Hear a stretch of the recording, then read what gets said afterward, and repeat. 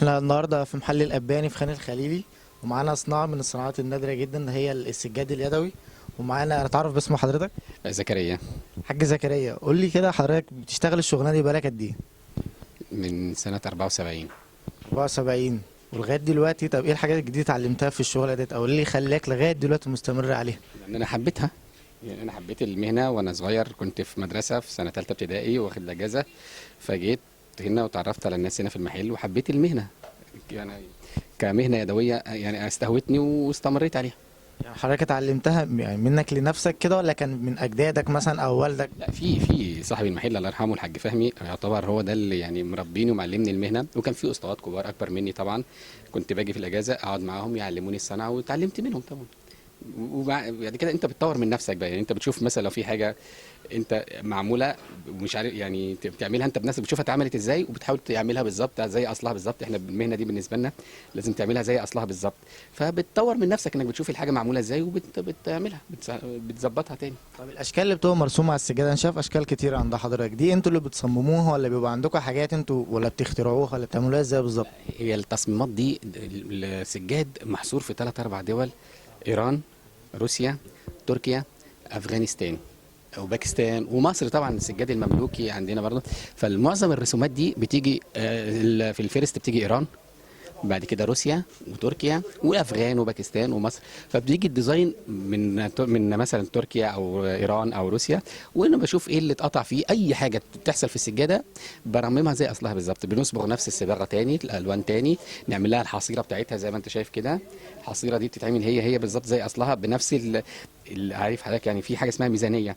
لو مثلا في الخطوط اللي بالعرض دي والخطوط اللي بالطول دي القديمه مثلا، لو انا حاجه اتقطعت لازم اعمل بنفس التخانه بتاعت الخيط دوت ونفس التخانه بتاعت الخيط، بحيث انها تبقى بين ظهرها نفس الميزانيه، ما تبقاش حاجه تخينه وحاجه رفيعه، بتبقى نفس. واصبغ بعد كده نفس الالوان دي وابتدي اعملها زي ما انت شايف كده.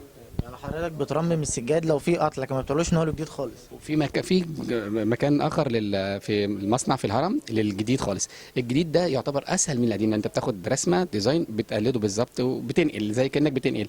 زي غيرنا احنا لو حاجه اتقطعت واختفت انت بتكملها على نفس الجديد. انت بتعمل حاجه بتاعتك انت، تخينه رفيعه بتاعتك انت.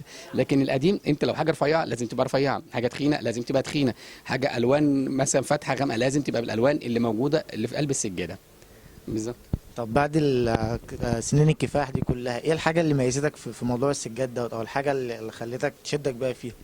الحاجه اللي ميزتني فيه ان انا بعمل حاجه صح زي اصلها بالظبط، بكررها على حاجه تاني زي اصلها بالظبط، مش بحاول اعمل وخلاص، لان انا بحبه، يعني بحب الشغله، فعشان بحبها لازم اعملها.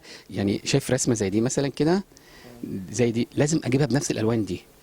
لو انا حسيت ان هي فيها 1 من 100 مش مظبوطه افكها واعملها تاني، لان دي خلاص بقى دي يعني حته مني. حته مني انا لازم اعملها زي اصلها بالظبط. فده يمكن مع التشطيب طبعا، ده اللي يمكن بيميزنا هنا في المكان طبعا. انا جيت من سنه 74 وكان مفتوح قبل مني مثلا ب 50 سنه، فالمكان مميز في حاجه زي كده ابتدينا بيها. انا بشكر عم زكريا النهارده واتمنى نكون فدناكم في حاجة زي كده. بعد ما شفنا عم زكريا وهو بيتكلم ازاي عن حبه في المجال بتاعه دوت، وبقاله 40 سنه، من الوهله الاولى نتاكد ان عم زكريا ده راجل بروفيشنال جدا جدا في شغله، وقد ايه هو بيطلع كل اللي جواه في الشغلانه ديت، عشان كده هي كمان ادت له. لكن لما نيجي نحلل شخصيه عم زكريا ونيجي نربطها بالتريننج او التدريب، ونشوف ازاي التدريب ممكن ياثر على عم زكريا، نتكلم فيها ازاي. عم زكريا بقاله 40 سنه بيشتغل في مجال واحد بس او نقطه واحده بس، وهي ترميم السجاد.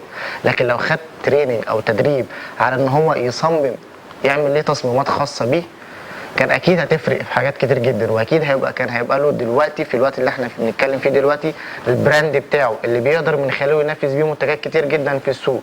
لكن هو اكتفى ان هو يصلح ويرمم السجاد. عشان كده احنا بنقول ان التدريب مهم جدا، مش في شغلتك الحاليه، لكن لا، ممكن يوسع لك ويفتح لك افق تانية ومجالات تانية تخلي نفسك فيها احسن. معاكم كان حسام عربي.